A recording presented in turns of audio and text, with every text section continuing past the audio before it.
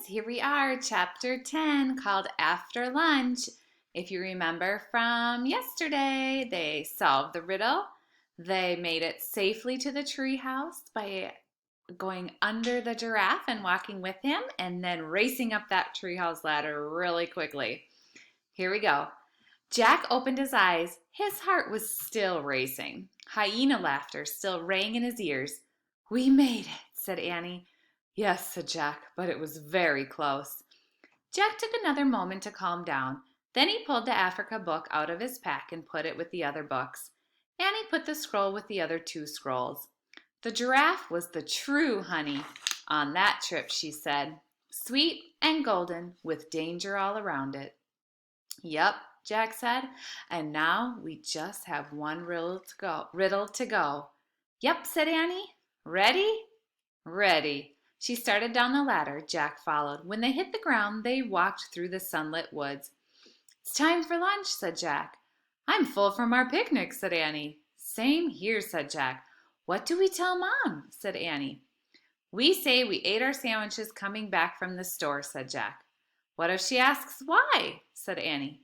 Just say we had a picnic with a Maasai warrior in Africa," said Jack.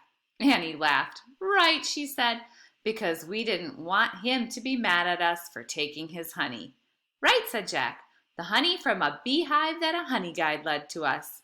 "Right," said Annie. "And that happened after an elephant gave me a shower and we scared off 2 hyenas." "Right," said Jack. "And after you fell into a mud hole because you were helping 1,000,000 wildebeest migrate across a river." "Right," said Annie. "And all that was before a giraffe saved us from a lion." "Right," said Jack. Jack and Annie left the Frog Creek woods and started up their sunny street. They were silent for a moment. Then Jack pushed his glasses into place. "We better just say we ate our sandwiches on the way home from the store," said Jack. "Yeah, right," said Annie. "And if Mom asks why," started Jack. "We'll just say it's a really long story," said Annie. "Right," said Jack, "with like 10 chapters." Annie laughed. "Good plan," she said. "Very good plan," said Jack. They crossed their yard, they went up their steps and through their front door. "We're back," Annie shouted. "Great," called their mom. "Ready for lunch?" Oop, they're not hungry, are they? They had quite an adventure in this story, didn't they? All right, friends, that's the end of our Magic Treehouse book. So tomorrow, we are going to start Junie B. Jones is a party animal. Listen to the back of this book. It says, "Laugh yourself silly with the world's funniest kid. Junie B. Jones is spending the night. Lucille is having a slumber party at her rich Nana's big giant house.